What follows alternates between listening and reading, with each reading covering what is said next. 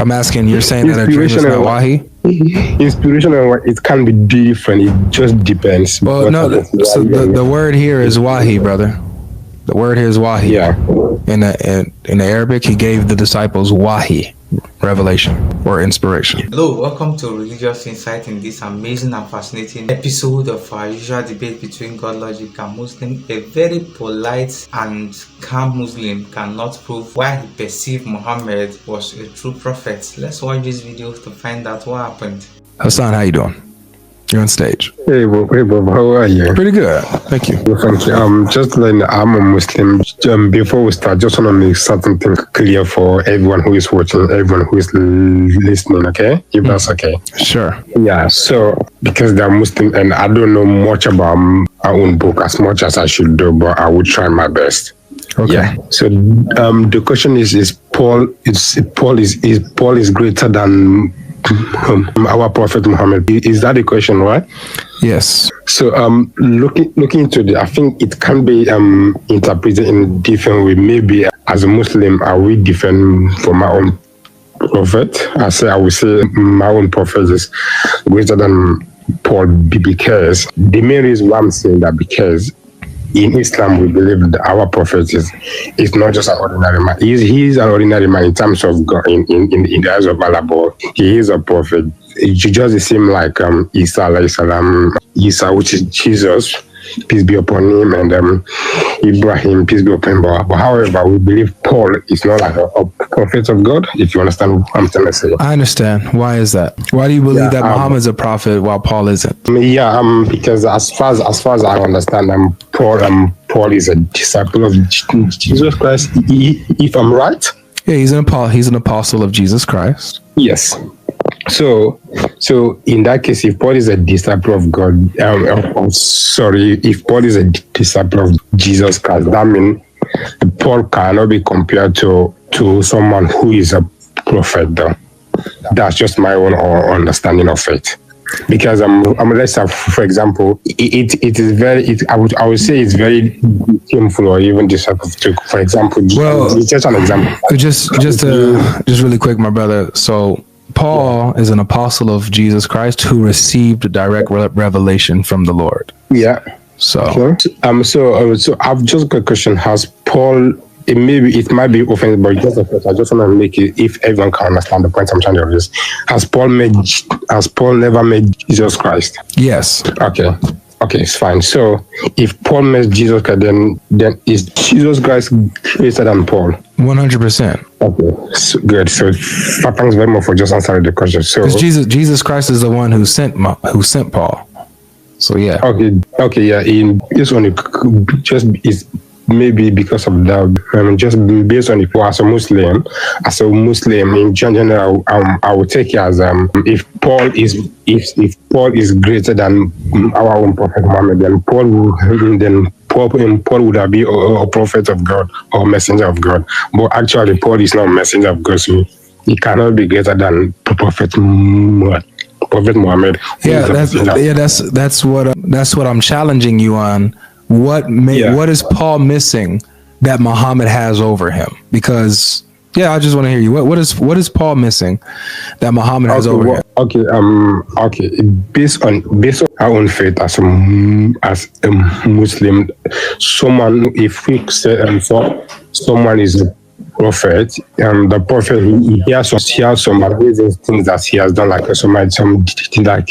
just like Isa, Jesus Christ, he has performed so many powerful things that makes him like he's a very a higher rank person. So miracles. Miracles? Yeah.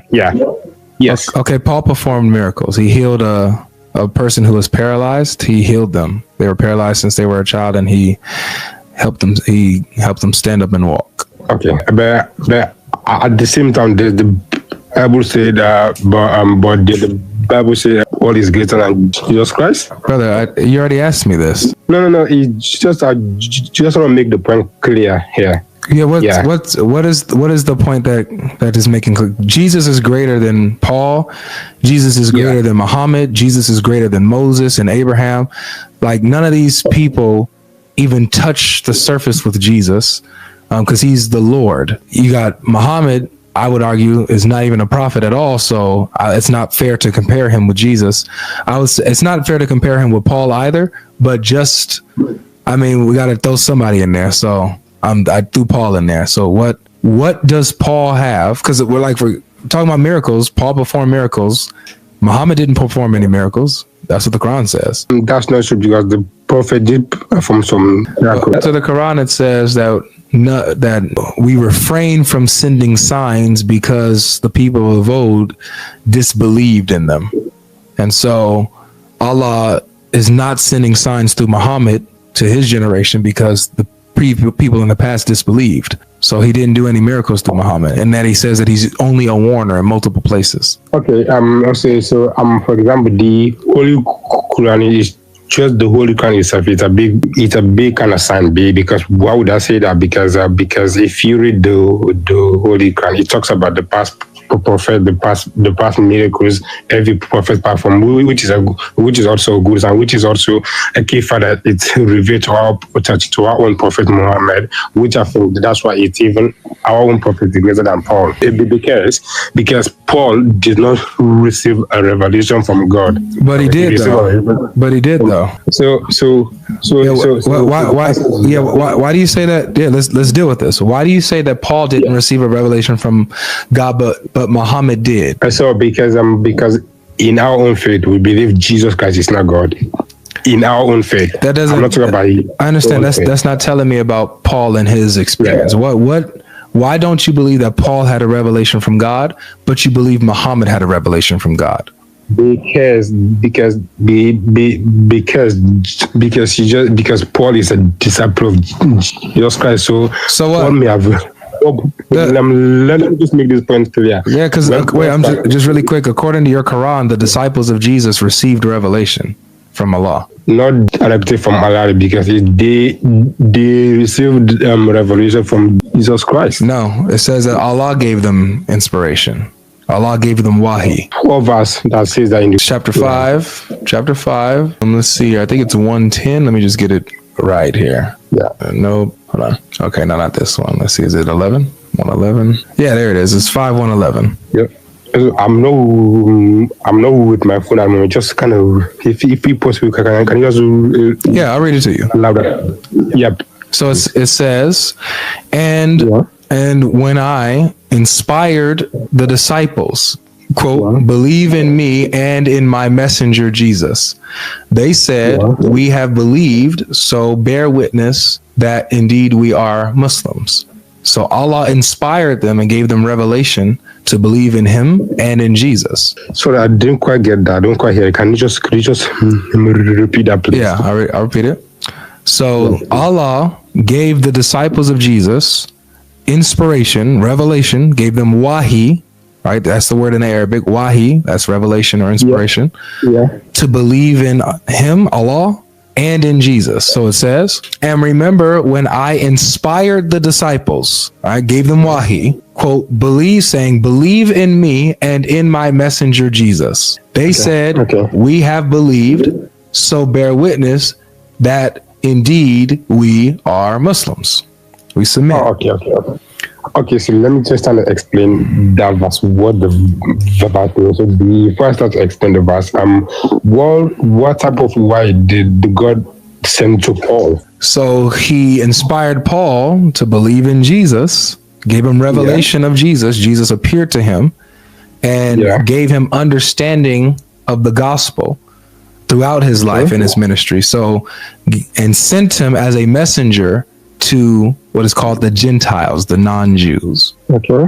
So as a Muslim, what would be believe me? There are certain types of inspiration, right? If you understand what I mean, there are different types of inspiration. It just depends the way you interpret it. For example, I can have a dream, right? Okay, let me just give an example. Prophet Abraham, he saw a dream, to sacrifice his son, I'll just give you an example, just to make clear. If someone receives a dream and inspiration, but that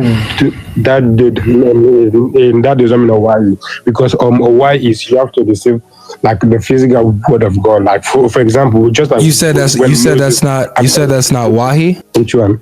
I'm asking, you're saying that a dream is Inspiration not and Wahi? Inspiration and it can be different. It just depends. Well, what no, type of so Wahi the word here is Wahi, brother. The word here is Wahi. Yeah.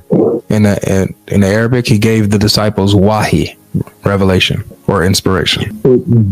So that's exactly what I'm trying to say, because there are different types of Wahi. Or Wahi can be like a dream, or Wahi can be an inspiration, Wahi can be a book. Well, Yeah. according to but you can't say that because Paul is an apostle of Jesus that he can't receive Wahi, because we see that the disciples did receive Wahi. So I did not say that. Because, okay, for example, let me say, even you, because God has the power to even give you an inspiration, is it? If He wills, is it? that is right. Yeah. So that does not mean that because of, for example, if God give my inspiration, that does not mean I'm greater than Jesus Christ, is it? No, because it will be Jesus Christ who's giving me the inspiration and revelation. Yeah. So exactly. So yeah. So now let's get to the crux of this.